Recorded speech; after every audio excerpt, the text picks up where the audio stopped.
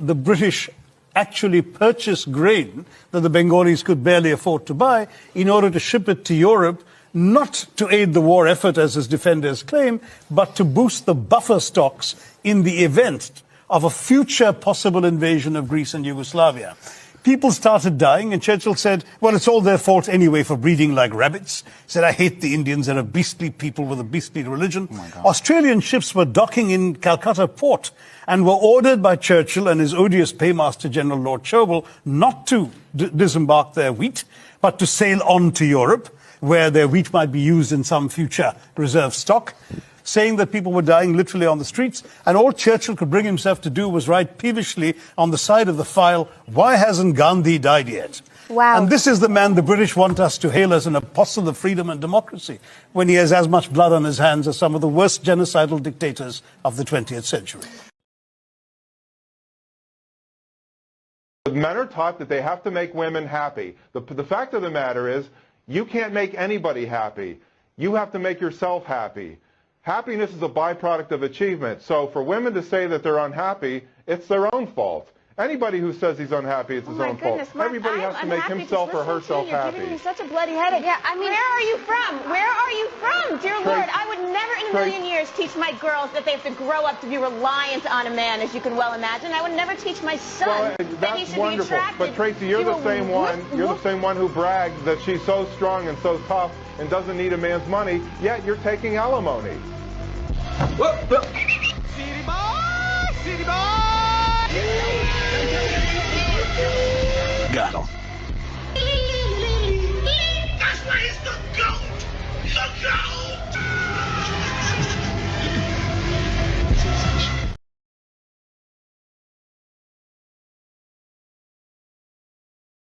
But he certainly would support a study of reparations.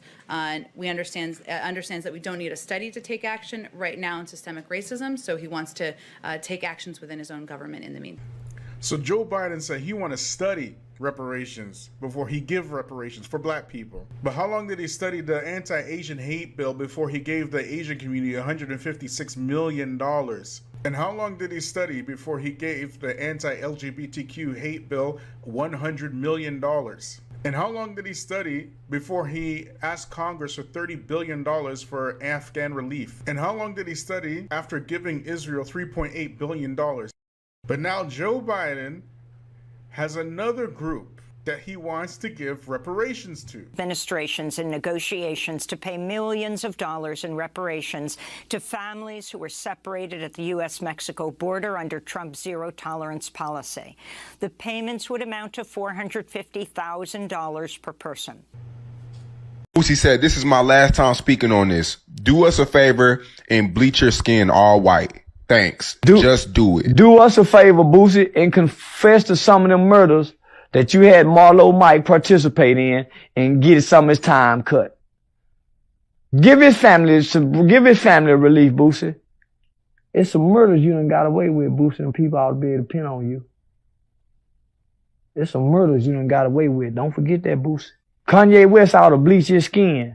Every goddamn rapper that done wrote a lyric talking about killing a nigga ought to bleach theirs too, nigga, and put a white hoodie on and call themselves the Ku Klux Klan. Cause nobody have promoted more black death and destructions than the hip hop rapper over the last 30 years. So this is just an observation from my experience. But every male that I have had the opportunity to speak with in reference to their relationship issues, dating issues, or whatever. Every single one, from the age of, I think the youngest was 18 or 19, all the way up to 62. Each and every one of those men took personal responsibility for their own part in the havoc that they caused in their relationship. Every last one of them. Now, if you want to know how many that was, it was at least 102. 102. Every last one of them. Now, they might not have done it right away in their relationships, but when they spoke to me and when we had our conversations, they took responsibility for their bullshit.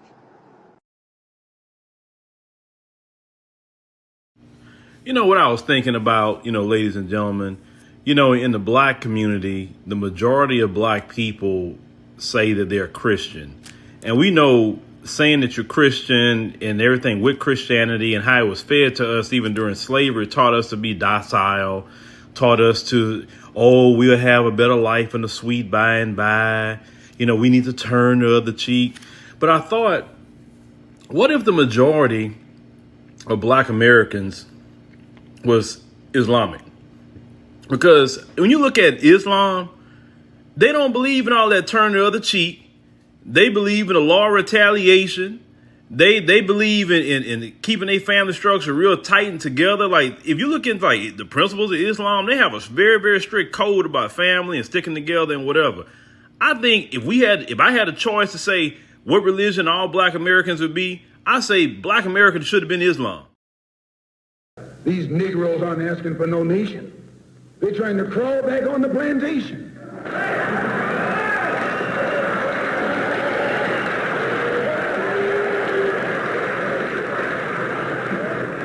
A revolution is bloody. Revolution is hostile. Revolution knows no compromise. Revolution overturns and destroys everything that gets in its way. And you sitting around here like a knot on the wall saying, I'm going to love these folks no matter how much they hate me. No, you need a revolution.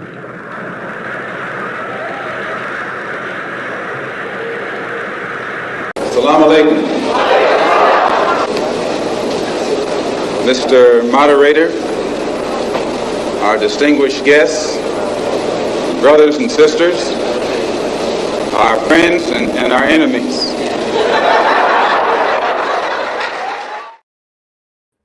Bismillah wa salatu wa salam wa rasulullah wa ba'd. In the name of Allah, may the peace and blessings of Allah be upon his last and final messenger. Family, friends, foes, haters, and hatettes, welcome back to the Feachaz. I greet you all in peace and love with no hatred in my heart. Assalamu alaikum wa rahmatullahi wa barakatuh. So before we begin, please like, please subscribe, and please share. As you know, we got a lot of haters up in here. And alhamdulillah, we are still here. We are still here. The displeasure of those who have disdain against the Black Grassroots.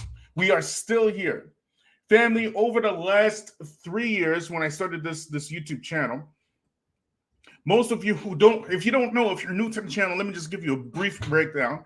When we started the channel, we started off talking about the South Africa, or what you call Spubs and Troy, or what some people call the Madakhla, whatever, right? But we talked about those people because I have a very rich and deep history and connection with them, right? And that's how we started. And we basically started putting some very detailed information that nobody else had about those particular groups. So much so that it caused a ripple effect through the Dawah scene. Even though this channel is small, it caused a ripple effect. And what ended up happening when we started is that we were shut down by at least 3 different Islamic channels. Islamic channels tried to shut us down. The first one was this large, very large platform. It's called the Vigilant one. Very large YouTube channel. They tried to shut us down. Okay, the Vigilant one. Okay, because we was giving them that work. Okay. Wa alaikum salam wa rahmatullahi wa barakatuh, brother, Voice of Islam, Jamaica. Wa alaikum salam wa rahmatullahi wa barakatuh, sister Aisara, and wa alaikum salam to you and your family as well. Hayakumullah. So this channel, okay, mind you, they have like, I think the brother has like at least 100,000. Try to get our channel shut down, and it was shut down for a while. Okay, we were giving them that work. Then Nasser al-Hanbali. Okay, for those of you who weren't here those times, okay, we was giving Nasser al-Hanbali that work too. Why were we giving Nasser al-Hanbali that work? Wa alaikum salam wa rahmatullahi wa barakatuh. Wa alaikum salam wa rahmatullahi wa barakatuh. Black Man 302, Hayakum Allah. Why were we giving Nasser Alhamdulillah that work? Because he said some of the most disgusting, degrading things about black people during the George Floyd protest. And him, not just him, but the channels affiliated with him, like Al Muftakun and some other channel, I can't remember which one, right? They got the channel shut down permanently. So the first people to get this channel shut down were Muslims. Equal hate opportunists. We're getting hate from the Sufis and the Salafis, okay? They were shutting us down. It was them, okay? Did they shut us down because we was lying? Do you shut down people who are lying? Or do you shut down people who are telling the truth? Which one is it? You shut down people who are telling the truth, correct? But those times, we were talking about, Islam, not Islamic stuff, but the things that were going on in the Dawah historically. And then we shifted into black issues, right? That's when Nasser Alhamdulillah and them tried to get the channel shut down. Okay? And we are permanently shut down for 2 months. We have a backup channel called the Infamous Feachaz on YouTube. So if you don't know about it, subscribe to that channel as well. We also have a backup channel on Odyssey, right? The Feachaz on Odyssey. Some brothers helped me out with that as well. Okay? But the first haters, it wasn't the kuffar. It wasn't the liberals or the conservatives. The very first haters were your very big Muslim YouTube channels. And ironically, both the Vigilant one and Nasser Alhamdulillah spend a lot of their time doing refutations. But they couldn't take the heat from this little rinky-dink channel. They couldn't do it. Y'all hearing me? Then when we came back, the tone regarding black du'at and black Muslims started changing. Why was it changing? Because of the work that we were doing here. Because we stood in the face of some giants on YouTube. And they felt the pain. There are some large YouTube channels. We won't mention their names or nothing like that. But they watch the Feachaz and they use even the same talking points almost verbatim, okay? Almost verbatim. But they can't, of course, say that they watch the Feachaz because that would be, suicidal, right? We the Black Grassroots. We the Black Grassroots. We are speaking specifically about black issues. And even more specifically, black issues as it pertains to black Muslims. We're not shying away from it. We're not hiding from it. And any of your YouTubian Dai elites that got the nerve to push out anti-black propaganda, which channel is it that is in their face constantly and persistently? Somebody put it in the chat, please.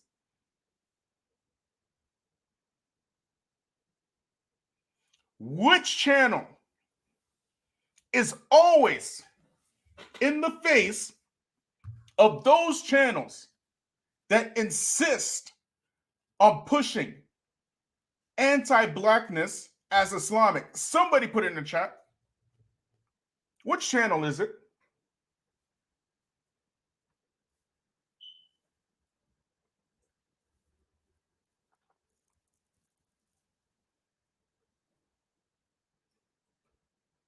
Which channel is it that has a robust resume and record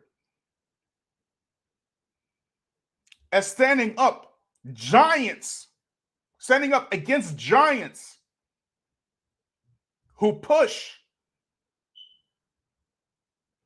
anti-black agendas and rhetoric. Which channel is it?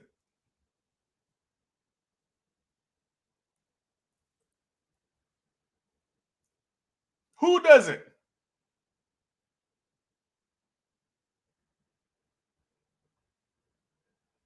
Somebody put it in the chat, please.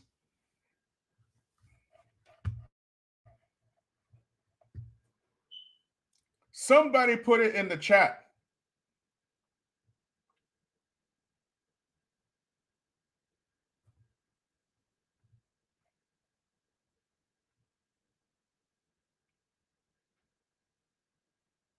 Which channel stands up against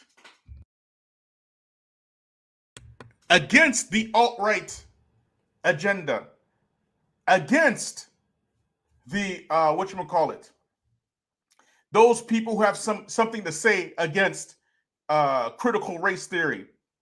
Which channel stands up against it and doesn't care what these big channels got to say about it? Not looking for friends like that. Sorry. Which channel is the only channel with a resume of constantly and consistently defending black Muslims? Which channel is it? Somebody put it in the chat, please. Somebody put it in the chat. Thank you, Seema.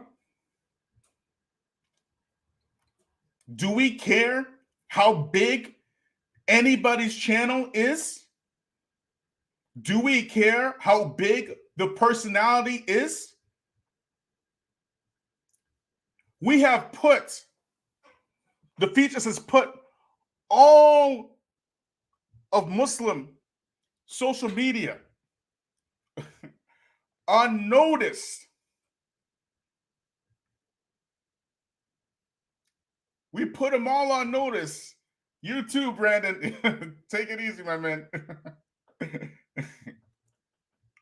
We put them all on notice.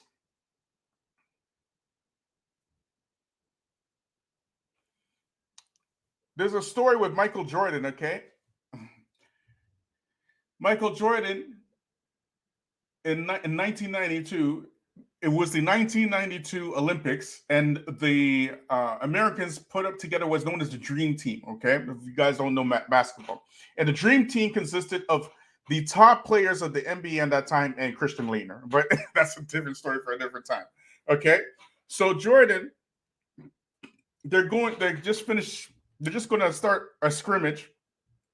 And Jordan, he walks into the locker room, and there's Larry Bird and Magic Johnson in the locker room. And Jordan walked into the locker room, and he's looking at Larry Bird. Mind you, Larry Bird and Magic Johnson, these were the top two players before Jordan came around, okay? Jordan goes up to him and he goes, there's a new sheriff in town.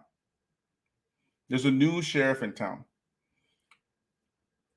Almost 3 solid decades of crapping all over black people and their struggles, undermining it. Here come the Feachaz talking about there's a new sheriff in town.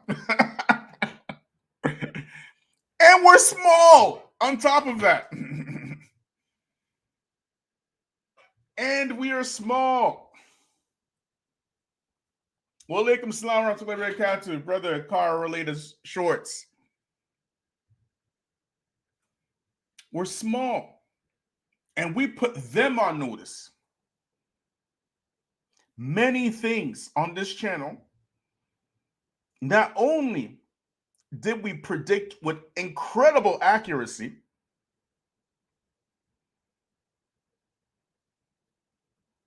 but we did it long before anybody else came out and did anything, said anything. So many things. But probably the most, potent was the Muslim skeptic stuff. We called it years ago. Years ago, we called it.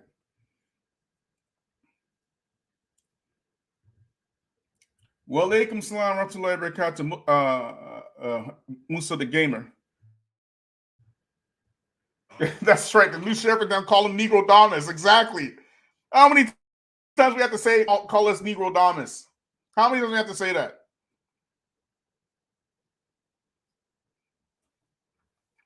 So now, it's the end of the year of 2022 or whatever.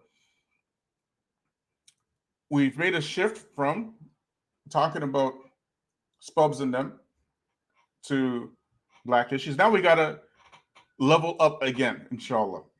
We got to level up again. We have to make our nighttime dreams daytime dreams. Or nighttime dreams, daytime realities. We have to start the next steps. We have to start building and networking and doing for self. These are the things that we need to start doing and start thinking about.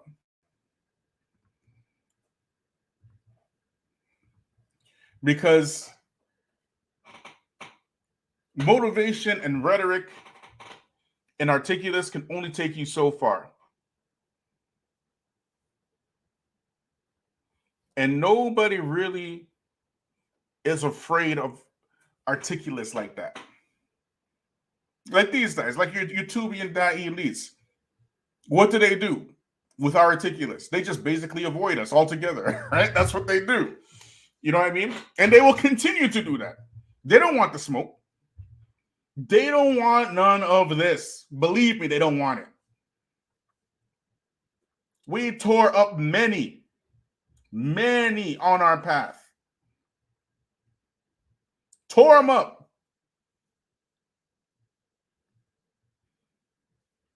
And the reason why we're able to do that is because, like the Prophet ﷺ, like he said,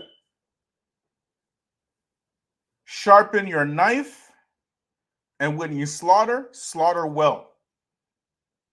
We don't have to go into,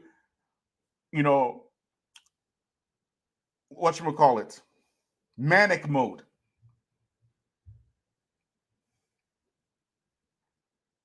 Making our existence based upon the names of other people. We don't got to do that.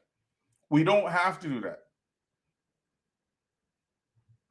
When we slaughter, we sharpen our knife and we slaughter well. We make sure that whenever we put out something against an individual, we make sure that there is no doubt in the person's mind after they watch what we said. No doubt.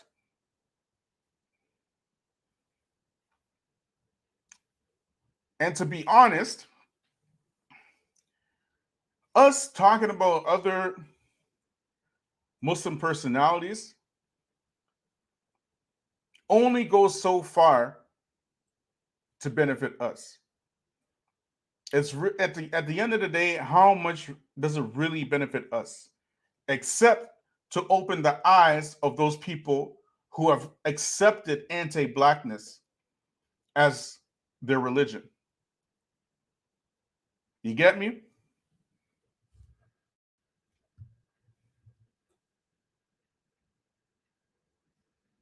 That's it. We need to be expansionists in our thinking. We don't have to argue and waste our time and energy arguing with people who have subconscious hatred for us to begin with. Why we got to argue with them?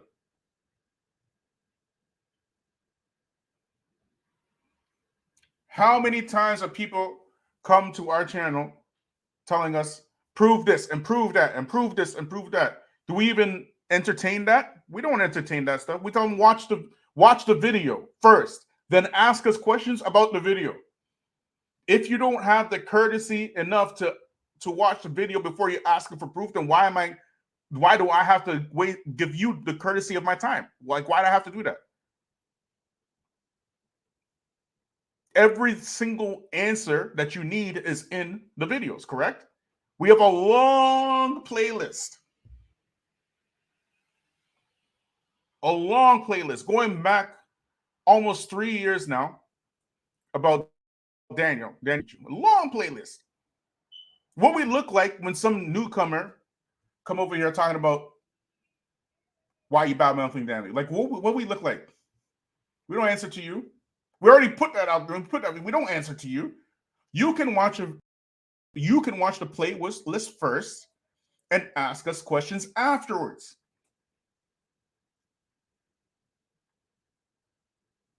We are done with that issue. Like, what you just got here. You just got. We've been talking about this for years. We're done with that. When people start asking us about the sharp right turns that your favorite YouTubers are making, like The Dean Show, like now Muhammad Hijab, like whatchamacallit, blogging theology, whatever, he himself, and we put this out, he himself called himself what did he say? A race realist. I.e., he's a racist. He said that about himself. We didn't say it about him. He said it about himself. And Muslims are pushing him. And they want to tell you that you're a black nationalist for standing up for yourself. They want to tell you that.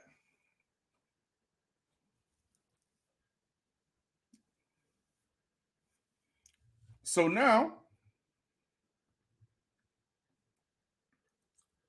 we have to evolve, correct? We have to push past the pain, correct?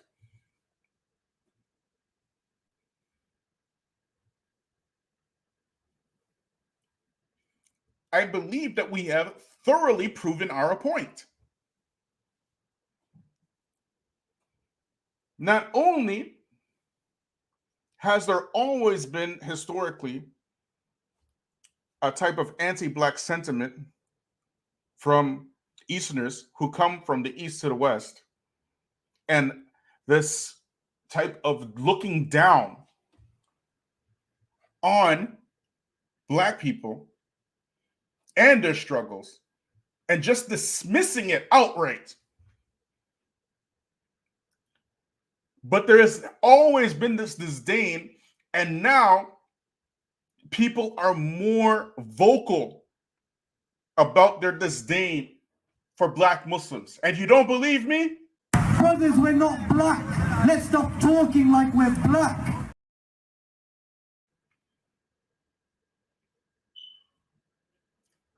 They look at your struggles like it's nothing. They call your struggles, what do they call it? They call it leftist.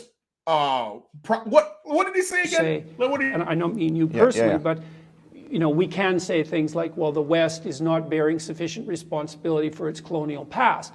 And so at some level, that kind of devolves down to the individual. It's so like, let me kind of rephrase it then. I think that's more of a left-wing criticism. It's like, there's reparations and affirmative action programs. I'm not advocating any of that, and nor do I even believe in any of that, to be honest with you. Nor me. Yeah, so what I was putting as an alternative to that is this. Told you. Told you indeed. Told you indeed. We weren't imagining it. We were not making it up.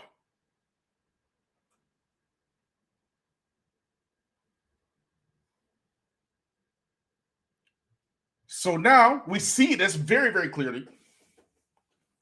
The Feachaz has put this out very clear about many duat. Many duat have this anti-black type of thing with them. So many. We put out about Wajdi. We put out about Sajid. We put out about Sheikh Muhammad. We put out about so many different people. Blogging Theology, Dean Show,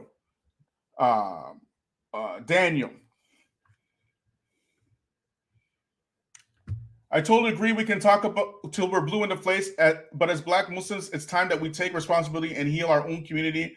That's what they're scared of. Allah, may Allah aid us. Ameen, ameen, ameen. Everybody say ameen to Sister Tika's dua, and everybody make dua for Sister Tika. May Allah multiply her for her 100,000-fold. Ameen, ameen, ameen.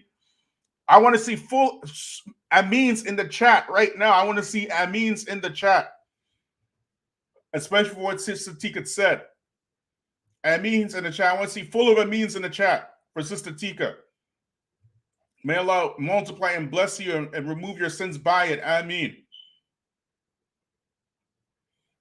The chat should be full of ameens.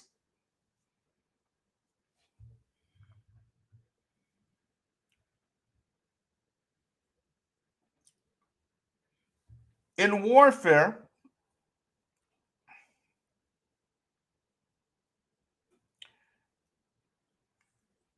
staying on code is a powerful tool to keep the integrity of the community intact.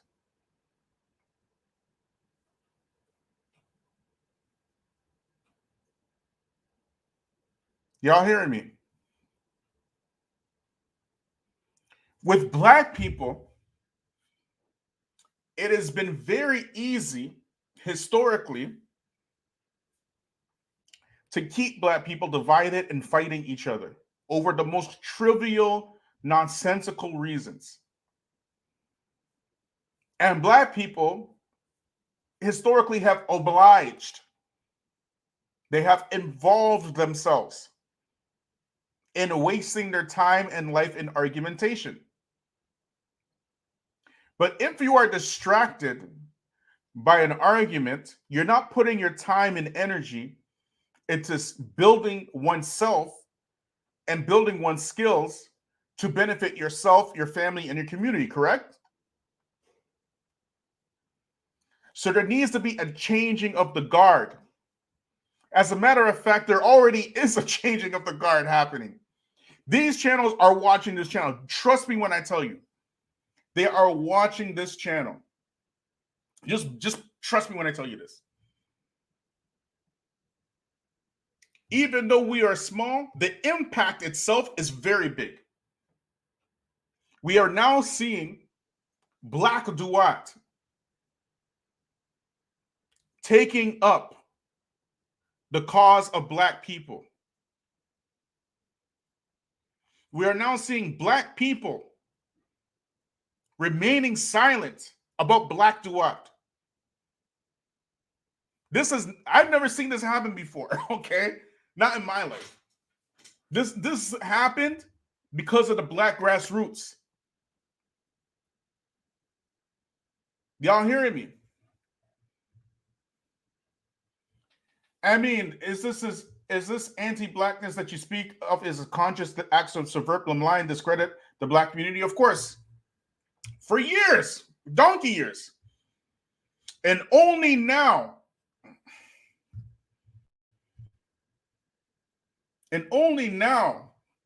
you start seeing a shift in the minds of the people and the Black Duat.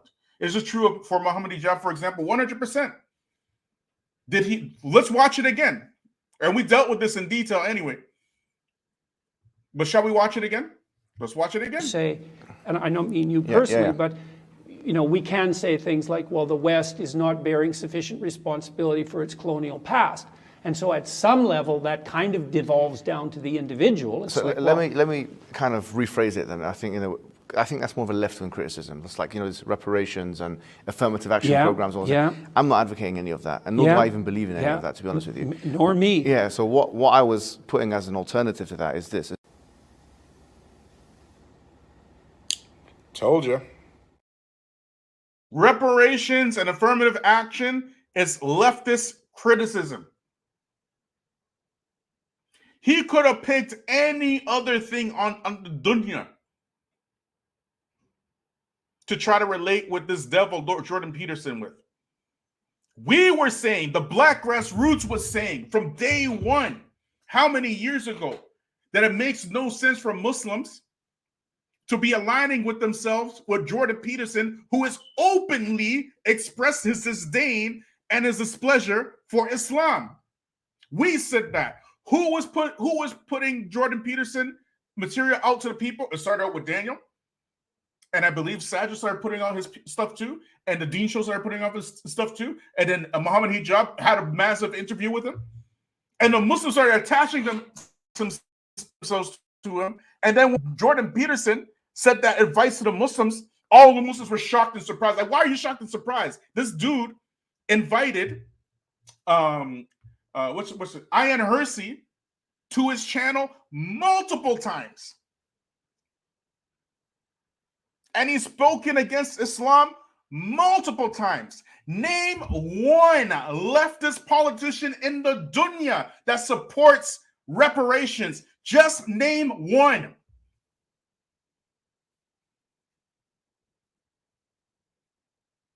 Just name one.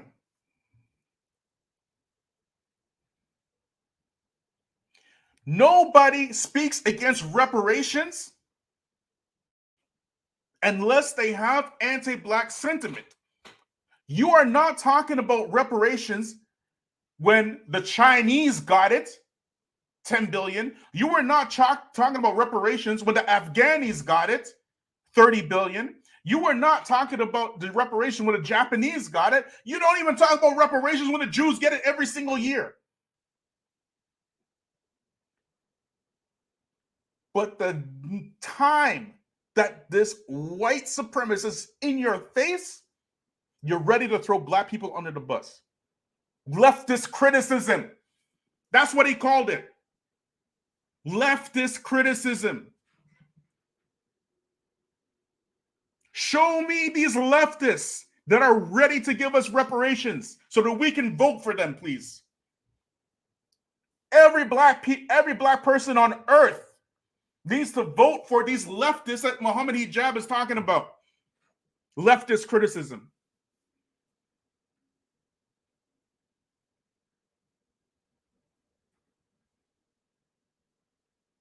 And who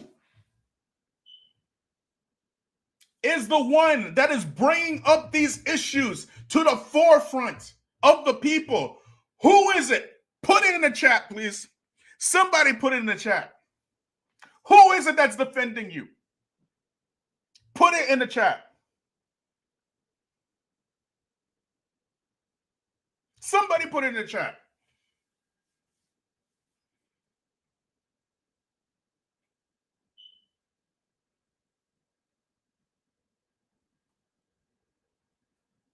There's only one channel that I know of, okay, that has a robust resume of coming to your defense. And it's basically saying, y'all can't do that no more. You see all this anti-black stuff that you're passing off as Islam? You can't do that no more.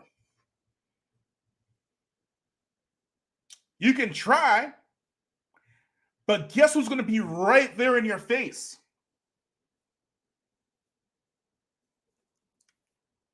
Reparations, a leftist criticism. Give me a goddamn break. Give me a goddamn break. And we know very well, all of a sudden, he's talking to Zaddy. Not a single time in any of his videos he talks about reparations. But when he's talking to Zaddy, he got to bring it up. Let me throw these Negroes underneath the bus to make Zaddy happy. Did it work? So he threw us under the bus and he didn't accomplish his goal. And not a single one of your YouTubian Dahi elites came and called him out on it. But you know who did? Put it in the chat. Who did? Put it in the chat.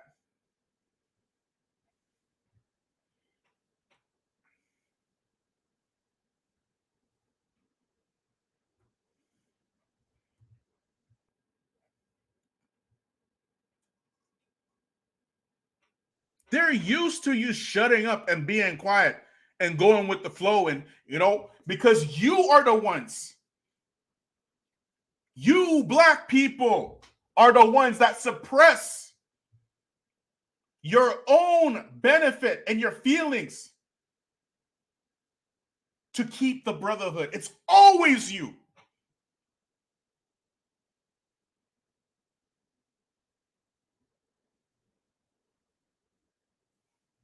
When they get out of pocket, you are the ones who are always quiet.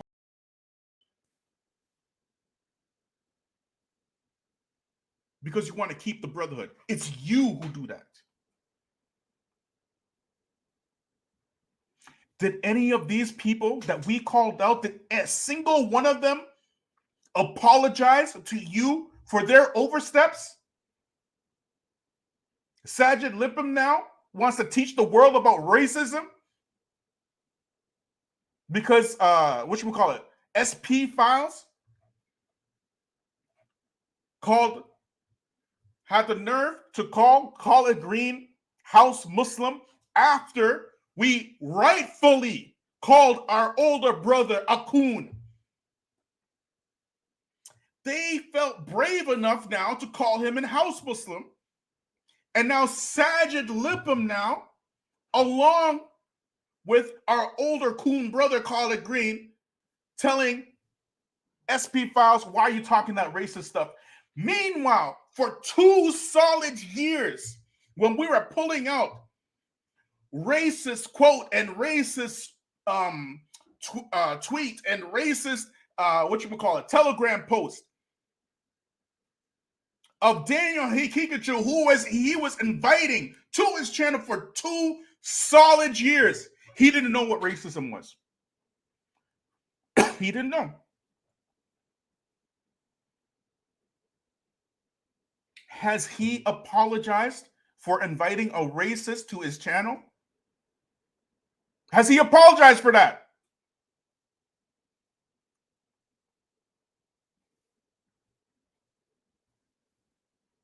Did he apologize for that?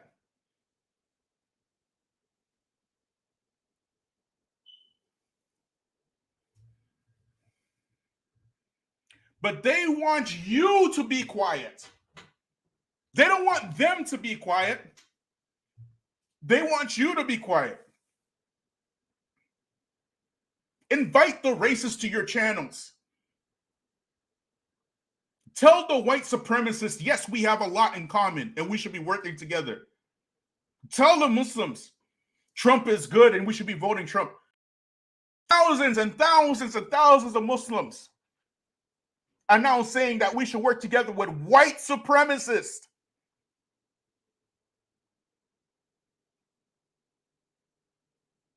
But we are the problem? Us? We are the problem? No, fool, you are the problem. And we are not impressed by your numbers.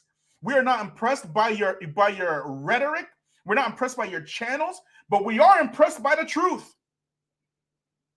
Allah has never, ever, ever in the Quran praised the majority. Never. We don't care that you're the majority. We care about the truth.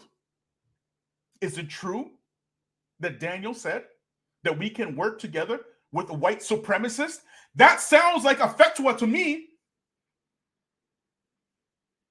And now he's got thousands of Muslims talking about, yeah, we got to work with the white nationalists. Sound like a fatwa to me. We should work with the white nationalists and the Nazis and whatnot. The day that you say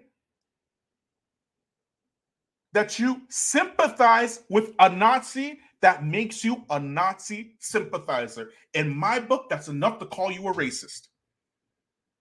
That's enough. We don't have to get into the George Floyd comments. We don't have to get into the Ma'Khia Bryant comments. We don't have to get into the Breonna Taylor comments. We don't have to get into any of that. You don't think that Muhammad Ijaz knows all of this? You don't think he knows? He knows all of that, and he still did an entire podcast with a racist, knowing very well his racist comments, throwing you under the bus again. 5 hours, 5 solid hours. Because fighting the Madakila is more important than standing up for black people. You get it? 5 hours. Not only that, just making up stuff. Like making up stuff. What's the Madakila? It's the people who follow Sheikh Rabi medically. But not all people that follow Sheikh Rabi medically are Madakila. Some of them are called Halabites. Now you're making things up. And we are not supposed to say anything?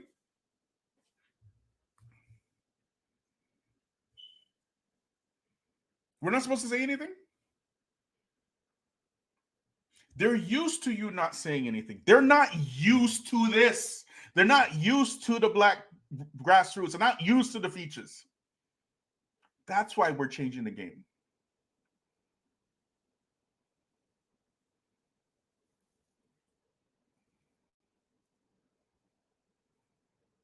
The only thing that you can do for us right now is take it back. If you do not take it back, we know exactly where you stand. And that's good for us.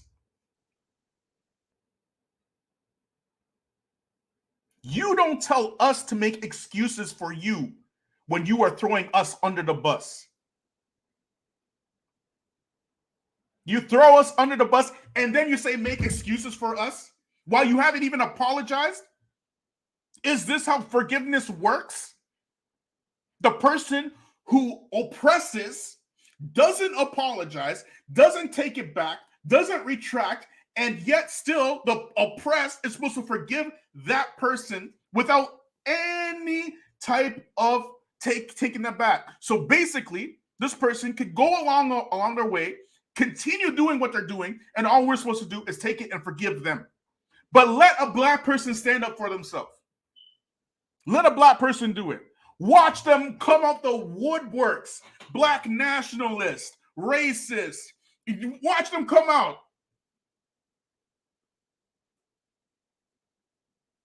Coming out of everywhere. Maybe he didn't mean it. All kind of excuses. Excuses is for them. It is not for you. You get it? That's why we are here. That's why we're making a difference. Nobody else has done this. Never, as far as I know. As far as I know, nobody else has done this. And it can't just be a social media YouTube thing. This has to be a lifestyle. We are the ones who need to be on code. We are the ones who need to buy black. We are the ones who need to be quiet, lose the argument to win the war. We are the ones who need to start practicing that. We are the ones who need to start defending our black scholarship. When they have worked for our scholarship,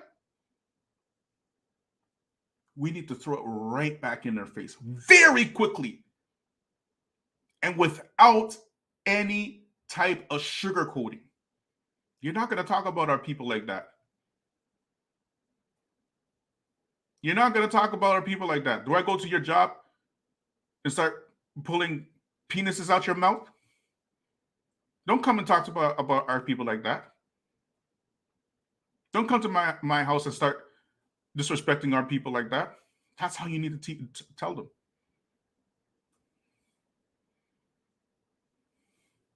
That's how you need to tell them. It's a new day coming.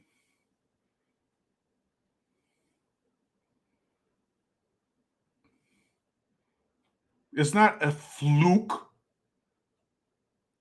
or whatchamacallit. Oh, maybe the brother didn't know. No, he knows.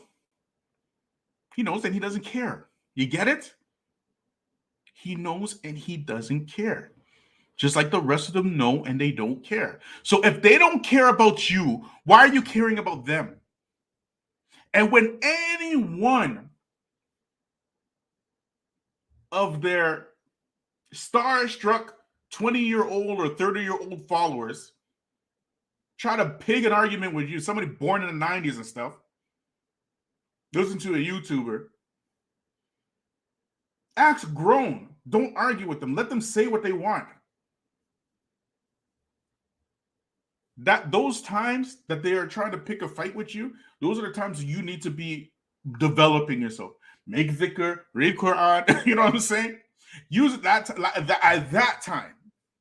That's the time to do it. Y'all feel me?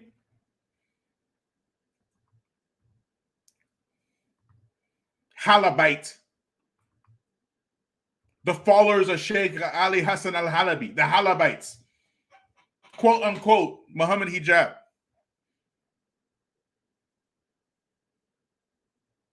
Just making up stuff now.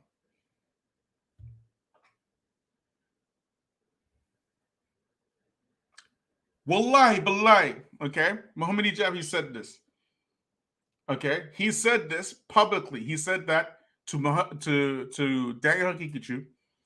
I don't really see you as somebody either leftist or right. I see you more central, like more in the middle and politically. Wallahi, I'm not making that up. Wallahi, he said it. Kevin lie, and he's lying now, and he knows he's lying. Kevin, he's lying, and he knows he's lying. You know very well that he did not know Central anything. You know what he is. Why is he saying that? He didn't have to say that. Wallah, he didn't have to say, he didn't have to volunteer that, but he didn't volunteer that information. Why did he do that? Through inception, he wants to plant in the viewer's mind that this alt-right rhetoric isn't true about Daniel. Do you know how easy it is to prove that Daniel is alt-right? Any human being with 2 brain cells to rub together and make a spark and go to his Telegram and see for themselves. That's it. I don't have to make a video. Just go to his Telegram.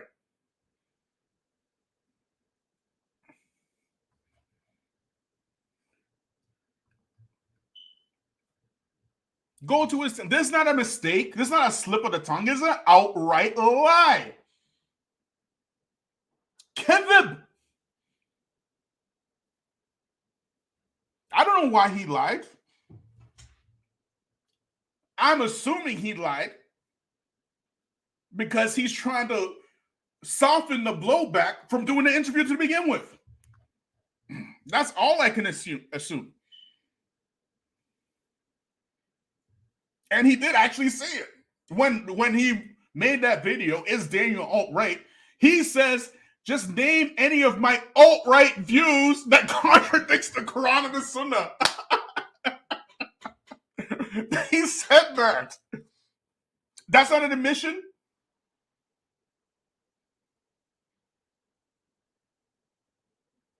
Y'all are tripping, man.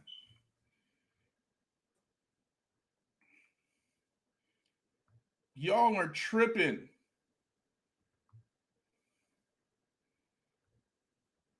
Exactly. Just go to his Telegram. You don't have to scroll far. You don't have to scroll far. I don't have to say anything. You'll see it for yourself. Go to his Telegram. And ironically, the people that were refuting him, Daniel, where did they get their refutation, the stuff to refute him from? They got it from Telegram. Who told them to go to Telegram? Who told these people to go to Telegram? Was it not us? Was it not the Feachaz? Was it not the Black Grassroots? I don't know. It makes no sense to me. Why you have to lie? Like, why? You don't have to lie. You don't have to lie, and you're lying now. You're just making up things. The Halabites and Daniel, you're more in the middle. You're more in the middle politically. Yeah, I'm more in the middle. You know, Cheerio, chip, Tetley tea, fish and chips.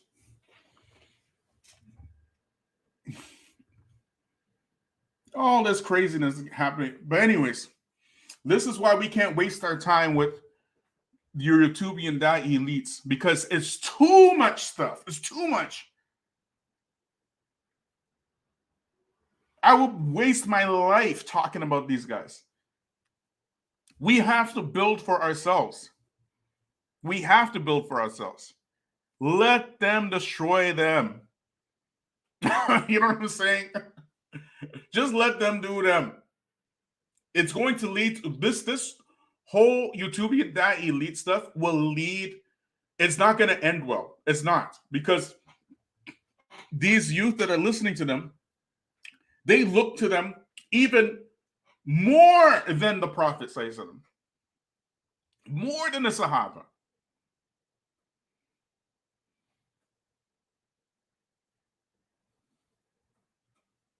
You know what I mean? They revere them. You're talking about a generation. This generation Z, Gen Z, these Gen Z kids. They grew up on social media, and when they were kids, they were given smartphones and stuff. Everything, their parents made sure that they put on these Quran apps and these what's these old whatchamacallit YouTube channels like Baba Ali and these old, and those old channels when for kids, they put them on that stuff because they couldn't be bothered to take them to the masjid for a dars. And even if they did take them to the masjid for a dars or whatnot, it'd be the driest Dio-Bendy nightmare. You know what I mean? So they can't take him there. You know what I mean? It's madness, total madness. So now these kids are growing up on that stuff. And you can't tell them anything, right? It's not because of stubbornness or anything, but because their brains, the way that the brains are wired, they're wired to want to debate because that's what they're used to watching. So to them, they can't just have a simple conversation. They can't just try to get to the root of the issue and try to solve it like brothers. They can't do that. They have to debate. They must debate. They must prove their point. They must be argumentative because this is what they're learning. They watch debates. You get it? All they do is watch debates. They watch debate. Daniel debates an atheist. Muhammad Ijaz debates an atheist. Whatchamacallit? All debates.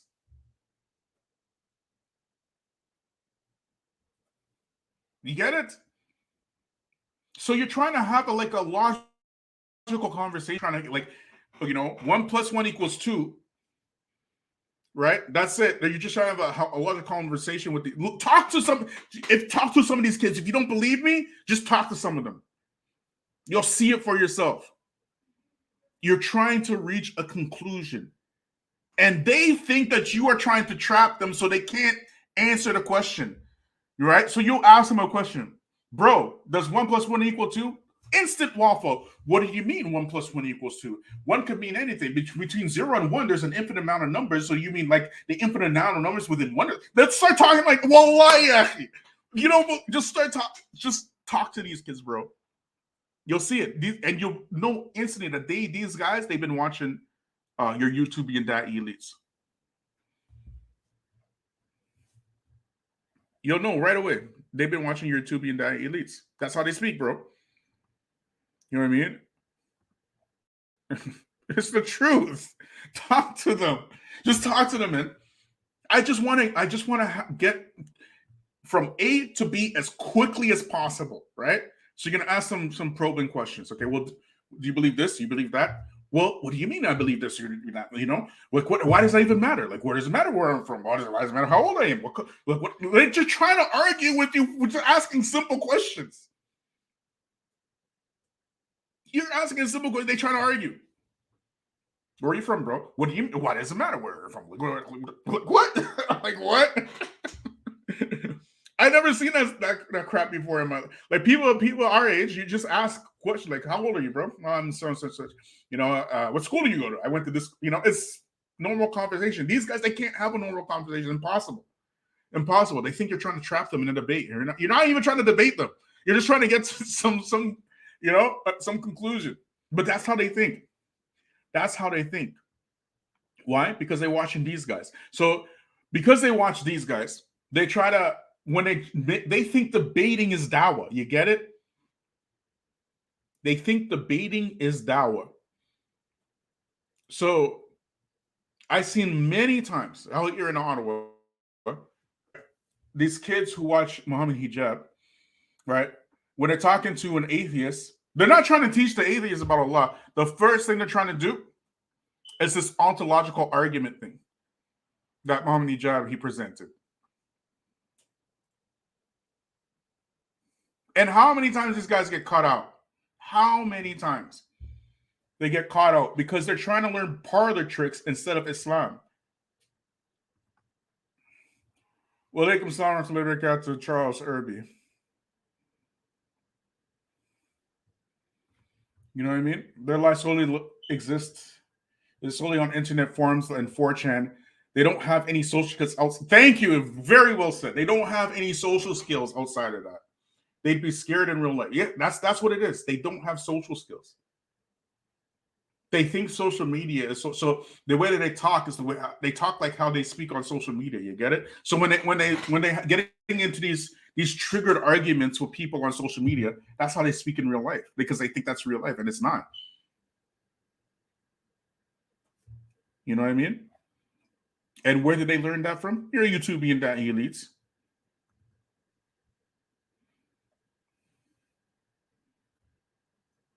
You know what I mean? When they think debating is down, let them go watch Ahmadiyya and leave these fools alone. Yeah. Ahmadiyya, rahimahullah, you know, Ahmadiyya, he had a script. If you watched one video, you watched them all, right? He's basically saying the same thing in all of his debates, right? And he tore people up, like just tore them up, right? But even still, because debating is a skill. Debating is a skill. You get me? It's not something it's not dawah. Debating is different from dawah. Dawah is actually calling people to Allah. You know what I mean? But these guys, they get so enamored by debates, right? Oh, look, Daniel just tore up this feminist, right? They think that if they go and do what Daniel does to another feminist, that feminist is going to become Muslim. They believe that in their head. You get me? They think it's all parlor tricks. Parlor tricks. They think parlor tricks is Islam. One guy on my chat, on my channel, wallahi, he said this. I was like, I couldn't believe what I was seeing. But wallahi, he said this, okay? He said, Daniel has brought me closer to Islam than anybody else. Daniel. I laughed.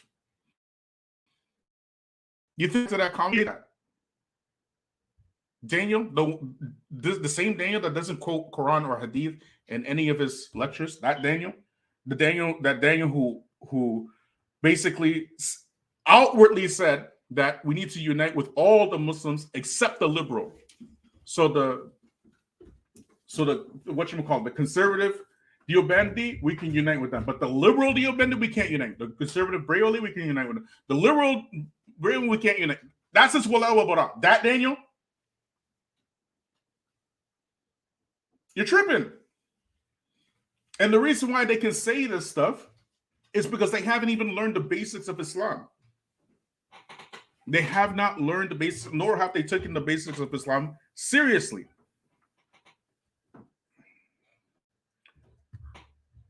Debate only happens when the debater approaches you to disprove an argument, but sincerely.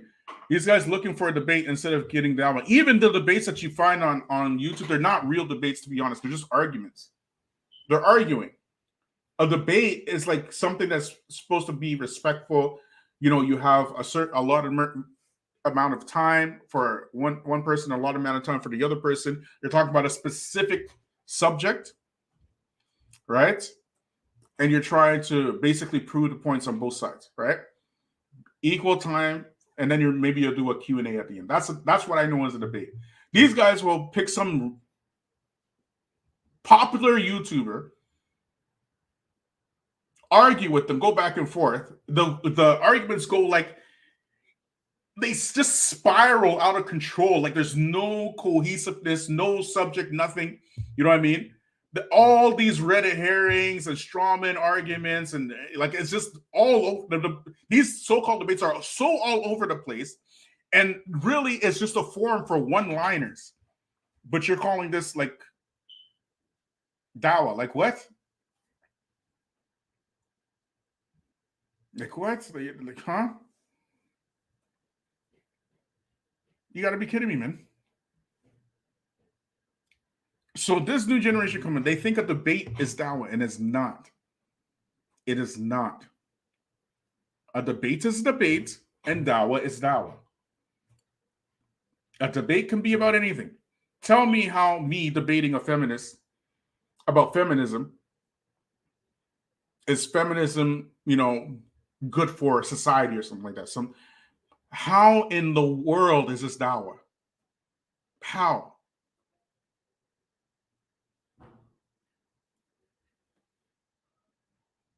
Is this what Allah said in the Quran is dawah? When he said, call to the way of your Lord? Call to the way of your Lord?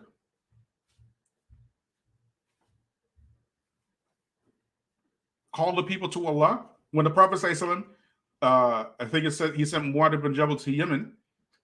What did he say? Go tell them about how feminism is haram and debate the elders and debate the youngsters. He said, call them to Allah. And if they accept that, then order them to make salat. This is dawah. This debating thing is something that is very new. And these kids, they don't know that because they grew up watching it. But it's up to the older generation to tell these kids, like, look, this ain't it. This ain't it. The older generation had to tell them that. This ain't it. What you watching, what you doing, this ain't it.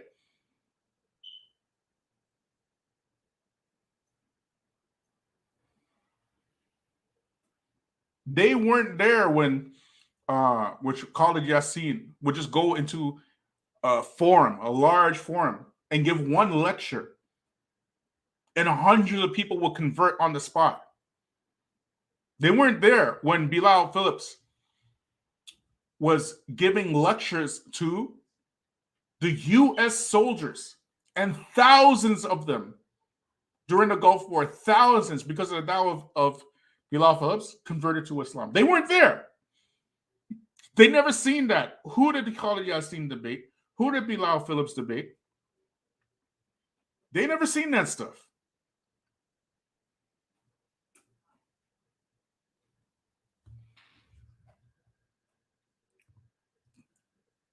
This is something that the people do today. All of it, is okay?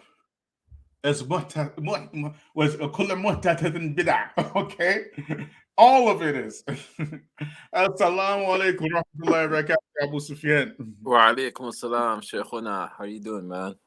Alhamdulillah. What's going on, bro? MashaAllah, dropping something hot. December 30th. Yeah, bro. Yeah, bro.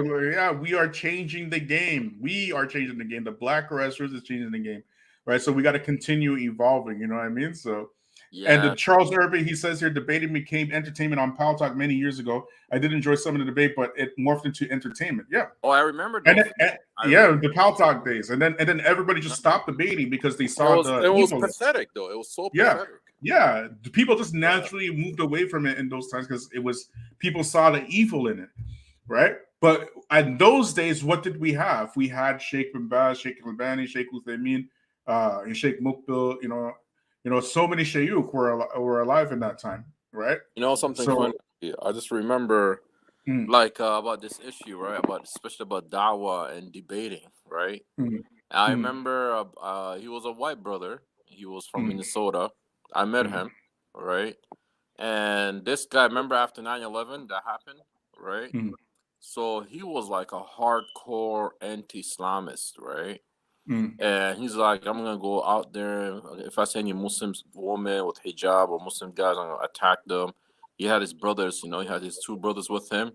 Like he was on a mission, right? And so what he did is he's like, let me go online and search about Islam so I can go and attack them, right? Like debate and attack them and stuff, right? And then, subhanAllah, you know, he's like, the more he was reading so he can attack them, you know, in debating whatnot, right? The more he was like inspired, right? So at the end, you know what happened to the brother? He converted. He became Muslim. Yeah. But how many stories we see like this? He became Muslim. Listen, his 2 brothers became Muslim, and now one of his brothers, he graduated from Jamia Islamiyah. You see? Yeah. So but the idea, you know what else, bro? You know what else, bro? You know what else, bro? In my 30 plus years of being Muslim, right? I've seen a lot of debates. You know, we come from that Ahmadiyya era, right? So we've seen a lot of debates, but I've never in my entire life seen somebody become a Muslim because of a debate. That's something I haven't seen. You know, Wallahi, let me tell you something interesting, right? We're talking about dawah, right, in debate. So in my mind, I used to think, like, you know, the early days, we used to think like, oh, you know, when we watch Ahmadiyya doing dawah and stuff, right? Because I used to watch him a lot too. What's that guy name? The Jagger guy, right? So I used to watch a lot of his stuff, you know.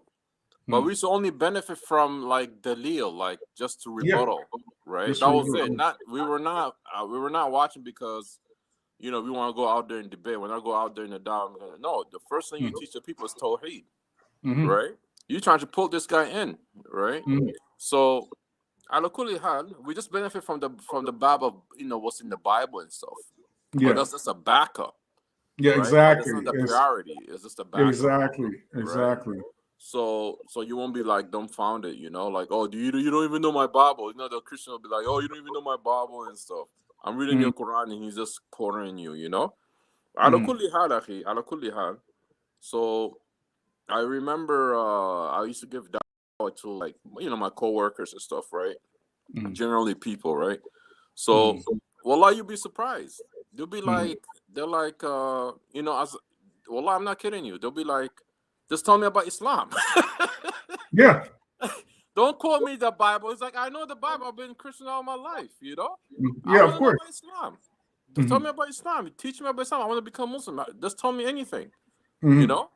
So sometimes you just say like random things, you know, like explaining Surah Al-Ikhlas or, you know, Islam style, the 5 pillars, you know, like you just give them general dawah, right? But generally the non-Muslims, they don't want to hear it. They already know their religion. Yep. You're trying to explain to him what he already knows. Exactly. He wants something. He wants a different light. You know, look at Najashi. I just quoted, even I put on the chat room. Look at Najashi, man.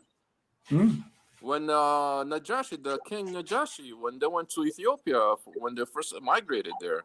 Exactly. Right? Look at the dawah. He was inquiring. There was a dialogue. There's a difference, a debate and a dialogue. Yeah, there's a big difference between debate and dialogue, right?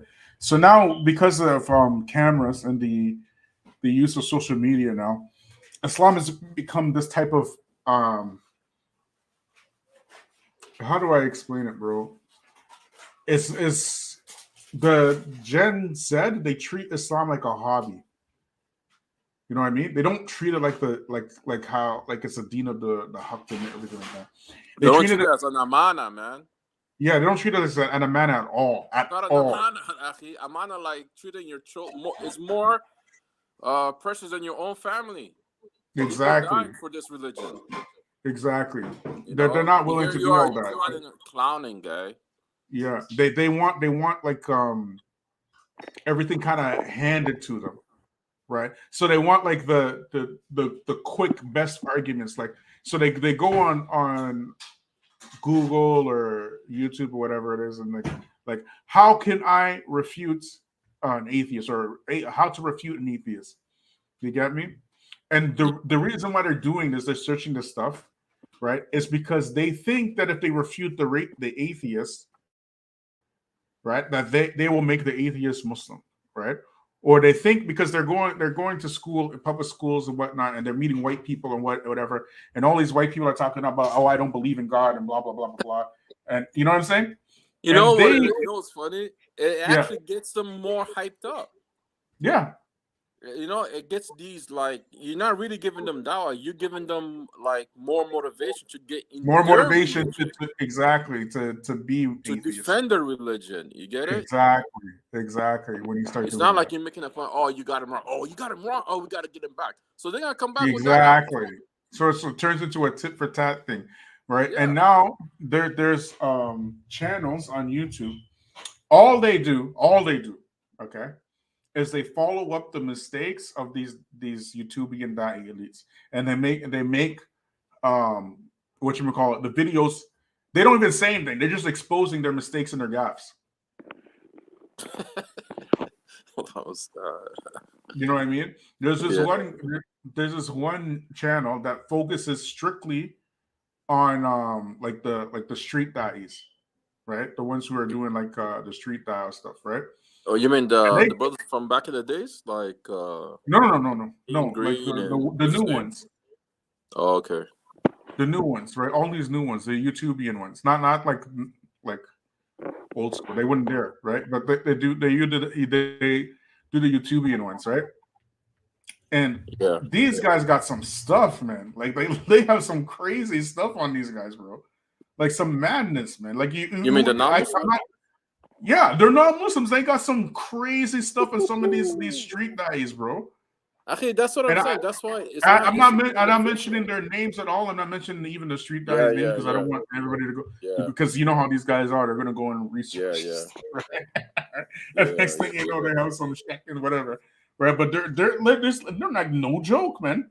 And then when you start seeing the things that they have on some of these street guys, bro, and it's like, man, these are the people that are like, it's like, this is embarrassing. It's totally embarrassing. It is embarrassing. I could never see like Bilal Phillips or even Ahmed Didat or Himullah getting involved in like some of the stuff that these guys are doing. You know, it's madness, bro. Actually, if you look at Ahmed Didat, right? They used to come to him, Akhi. Yeah. It was, you know that, right? It wasn't the other way around. Yeah. It was these pastors and all these guys that Christians and challenge him. They would come to him and they would okay, you want to have a fight? All right, let's go. You want to have a debate? Let's do this. Yeah. Right. But even his, mashallah, Allah yarhamu, right? But because even his manners, right, of debating, it was actually more da'wah. You know, it was like, you can tell, like, he was actually giving da'wah. Like he was talking to the crowd. He wasn't trying to make a point against this guy. He's just trying to. I mean, anybody who watches videos, you can tell. You know. Yeah. Right. Yeah. Like he's trying to draw the people, but his opponents always trying to embarrass him or humiliate him. You get me? So that people will say, "Oh, you see." Well, there's always a pattern with the Christian pastors. They kind of speak in patterns because Christians, the pastors, and so they don't know what the heck they're talking about, and they will make up things like straight up. Like anybody who's been a Christian knows. They know this already, right? If you were a Christian, you know that your pastors, they make up the religion on the fly. They'll just make up things in religion, like very quickly. They'll say things, and the Bible says this, and the Bible says that, and the Bible doesn't say this or that, right? That's how they are. And every person that debated, they did, every last one of them did that. They will just start making stuff up, you know? Yeah. You know, and the worst offender of them all was this guy named Anish Rosh, the Palestinian Christian. I think he's Palestinian. Oh yeah, Palestinian. Yeah, I remember that. That was terrible. Palestinian Christian. Yeah. That guy was like just a liar, man. He was just a big liar, right? Yeah, but these apologists, the Christian apologists, who kind of taken up the job of debating Muslims, they're like even worse than those guys because they're not trained in Christianity at all. Right. Yeah. But because they can always find a YouTubian to debate, right? their Actually, just to platforms add grow. that point, Sheikh, معلش. Just to add that point, if you remember, Ahmed did that. He was an elder. He was a very old man, akhi. These guys are a bunch of young bucks. Yeah.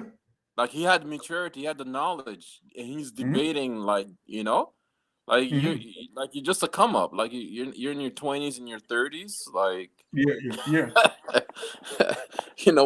What's your level of immaturity dealing with like these people who have experience, unless they're debating their own level, like their own type of peeps, but they're like we said, they're giving them da'wah in their own religion.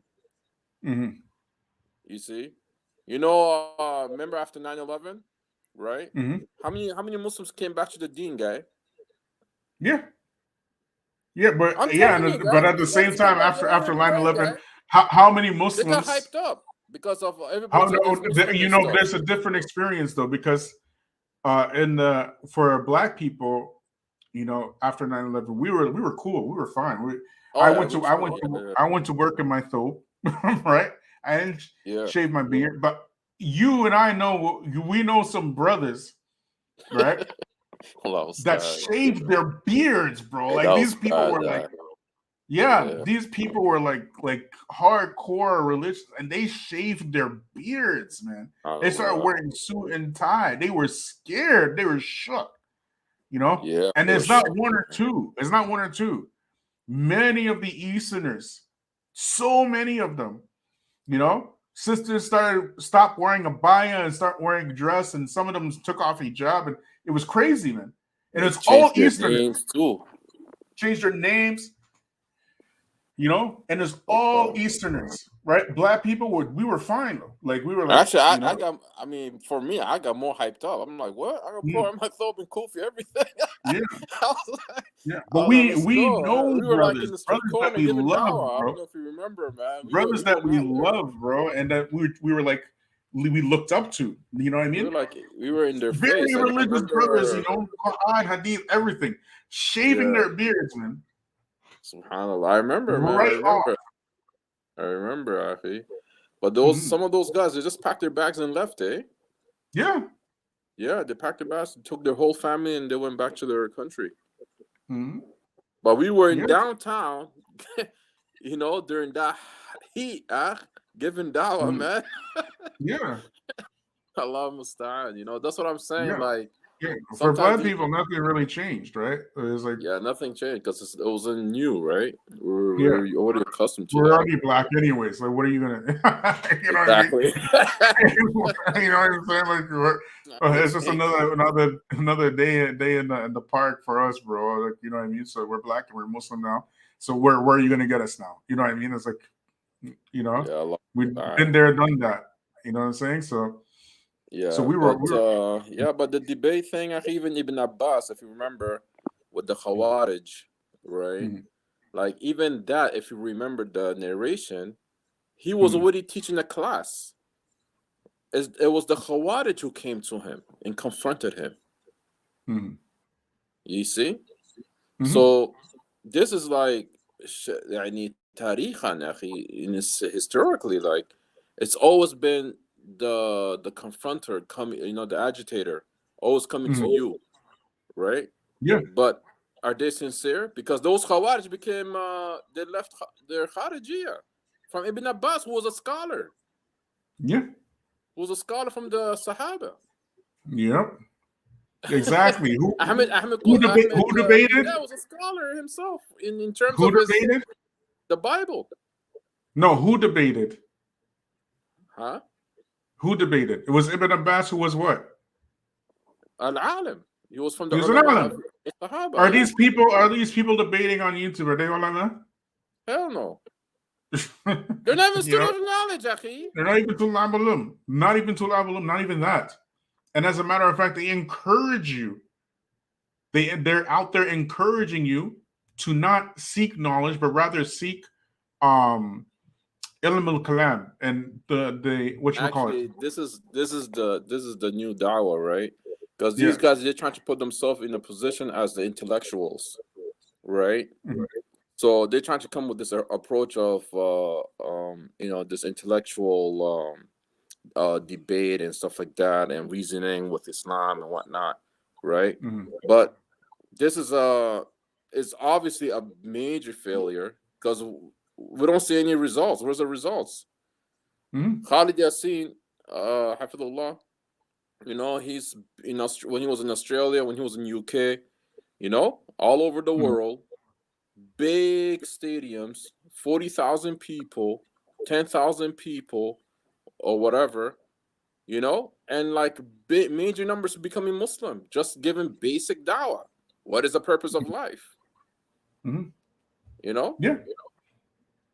Yeah, So, that's what dawah is. You're telling the people about Allah and the Prophet Muhammad sallallahu, and you know what I mean, and you're explaining to them Islam, right? And you're giving them the option to join. You're inviting them to Islam. That's what dawah is. dawah Right? And if is you're giving, basically you're teaching people, man. You're just teaching them. Yeah, You but know, if to you don't know convey them. about Islam yourself, then how are you going to make dawah? Like, how does it work? You can't. All you can do is debate. Anybody can debate. And the thing is, like, Anybody. in Islam, we always had, like I said, from the Prophet ﷺ, from the Sahaba, Mu'adh bin Jabal that you mentioned when he went to Yemen, right? When the Sahabas went to Ethiopia at that time, Habasha, where Eritrea Tigray region, right? Where there was a kingdom of Christianity, right? When they went to Najash, and there was ulama, there was a Christian ulama in his court, you know what I'm saying? And there was no debate. There was a dialogue. He's like, "What are you guys upon?" Yep. I heard you guys are speaking ill of Jesus. That's how Surah to Mary. You know, most of the ayats in the Quran, it was because of Najashi, man. You know that? Because he was the first encounter they had with the Christian, besides the one man who became, I think, was in Taif or something. Who was an Arab Christian? Yeah.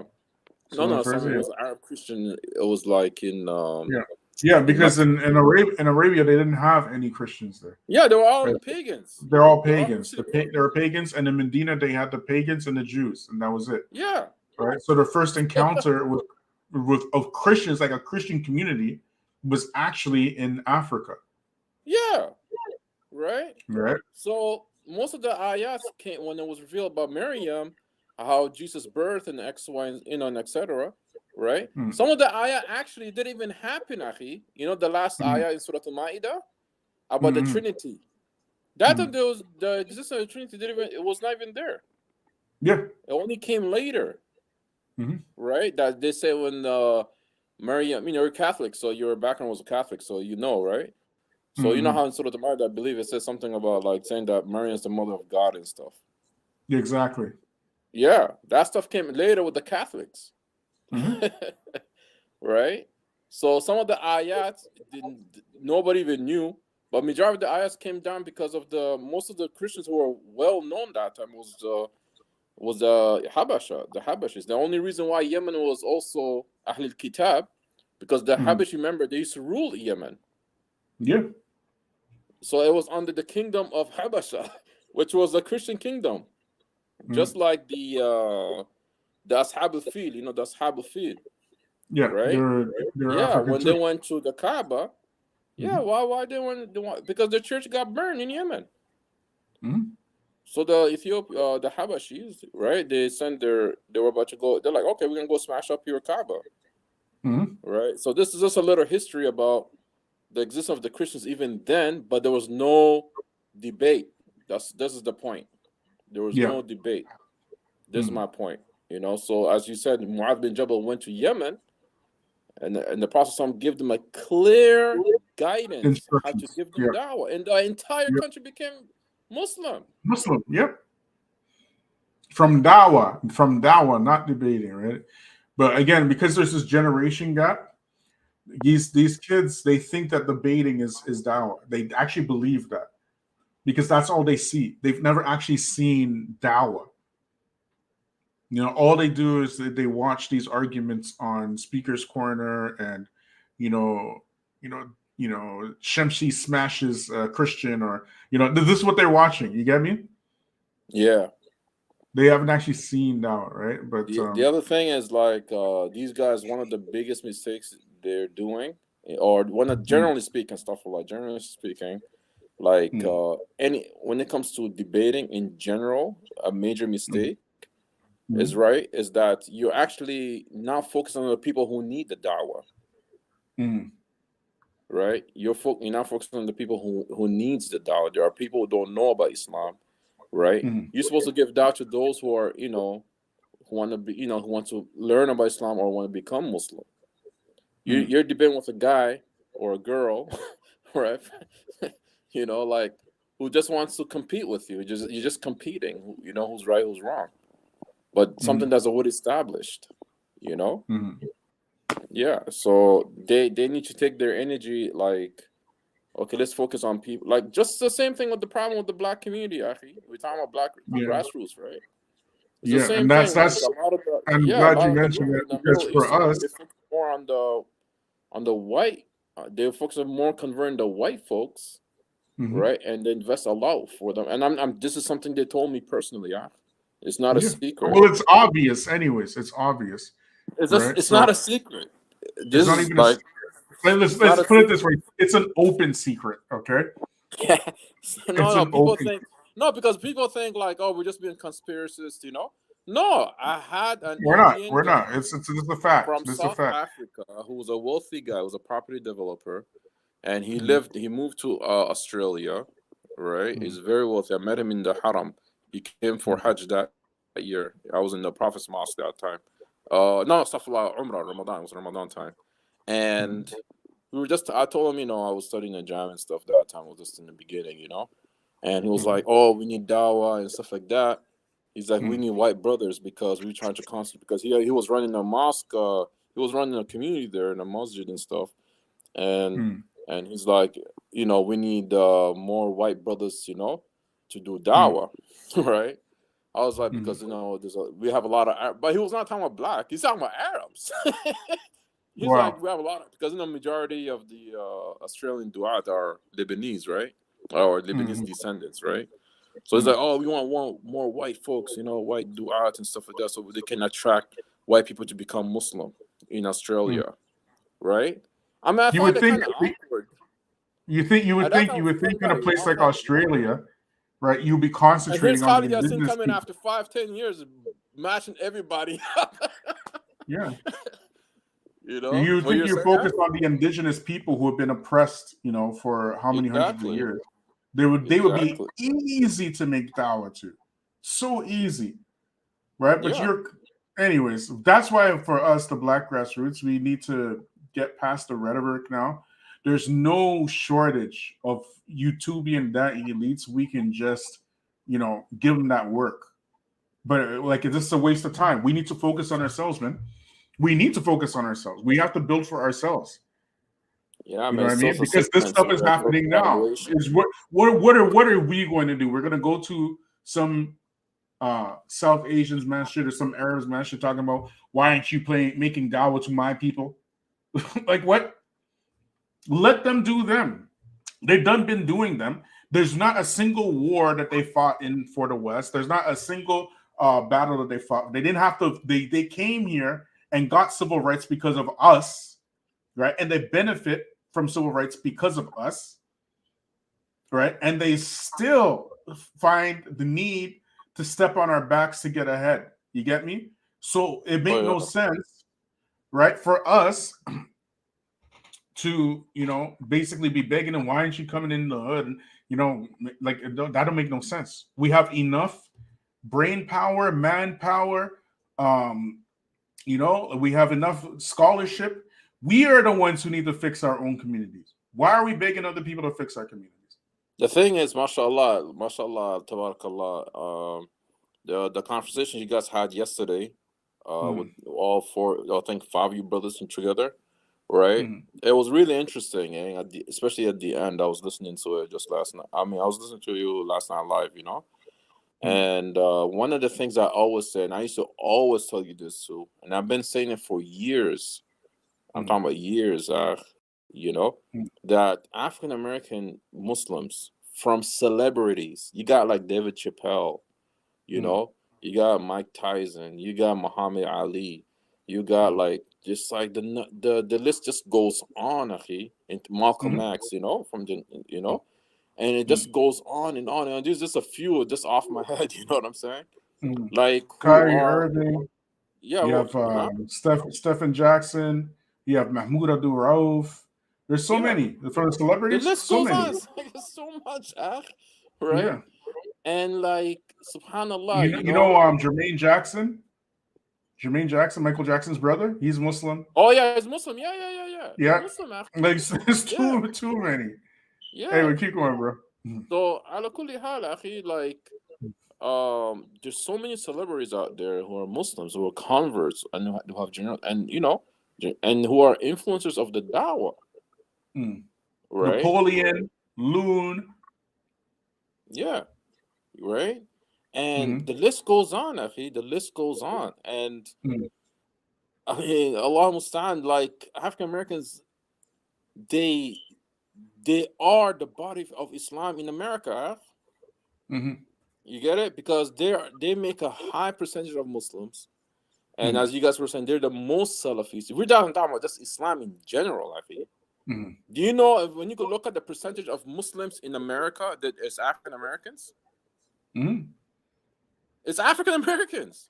It's not Indians. It's not Arabs. It's not Somalians or Nigerians or whatever. Right? It's African Americans, akhi. They're the majority of the Muslims in America. And less than what, 100 years? Yeah. And from conversion, mind you. From conversion, and not from outside people coming and converting us. It's nobody nobody invested in them too. Yeah, nobody invested up until this day. No foreign country. Except for I have to give respect to the Mamlaka Saudi Arabia, because they invited Sheikh Adel Hakim Quick and Bilal Phillips and Imam Siraj. And these were like the first graduates out of Medina University, right? So I have to give respect to Saudi Arabia for that, because Saudi Arabia they basically invested in the students internationally, right? But we were the ones who rejected it, and now we have to eat, what we cooked, right? So we have to do what we cook. So either we switch up our game, switch up our mentality, and switch up the way we do things, get back on code, right?